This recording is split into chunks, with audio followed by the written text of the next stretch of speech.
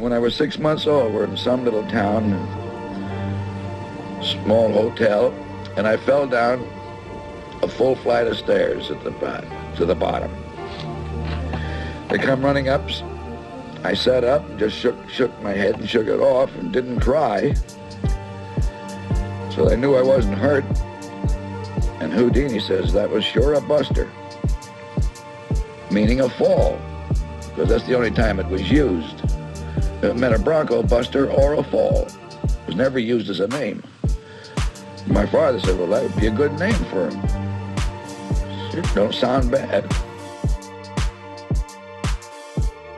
Now, I was born with the Keaton Houdini Medicine Show Company on a one-night stand in Kansas.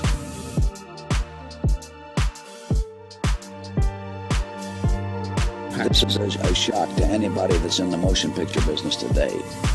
I mean, you're veterans of the pictures of the last 25 years or so that didn't know the silent days. A feature-length picture, neither Chaplin, Harold Lloyd, or myself ever had a script. That sounds impossible to anybody today in the picture business. We never even thought of writing a script. We didn't need to. By the time we had talked and worked out what we thought was a picture, for instance, we always got a start. People always come up with a start. So that's funny. That's a good start. We want to know the finish right then and there. See, there's nothing else to work on but the finish. And if we can't round it out, just something we like, we throw that one away and start on a new one.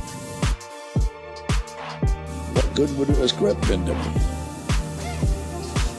You just throw gags out right and left when we're shooting because they don't stand up and they don't work well. And then the accidental ones come. Well, you see, I learned that from the stage.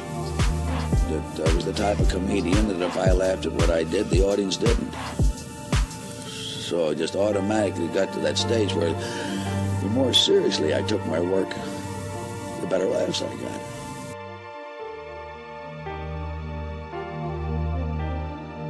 Well, my old man was an eccentric comic, and as soon as I could take care of myself at all on my feet, he had slap shoes on me and big baggy pants, and then just start doing gags with me, and especially kicking me clean across the stage or taking me by the back of the neck and throw me. And as I grew used to doing it and knew how to do it, the throws become longer.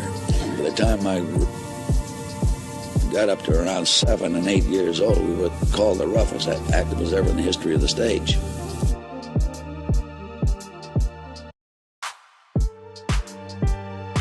Well, as a rule, about 50% you have in your mind before you start the picture, and the rest you develop as you're making it.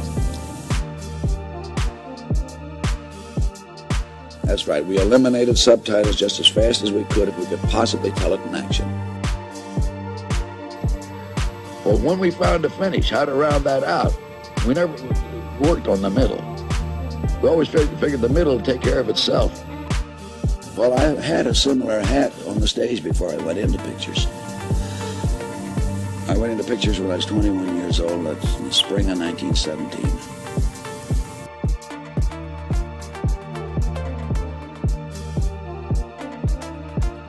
I went into pictures with Roscoe Arbuckle. I mean, his pictures are the first ones I appeared in. And I'd only been with him a short time, and he says, here's something you want to bear in mind, that the average mind of the motion picture audience is 12 years old. It's a 12-year-old mind. Sure entertaining.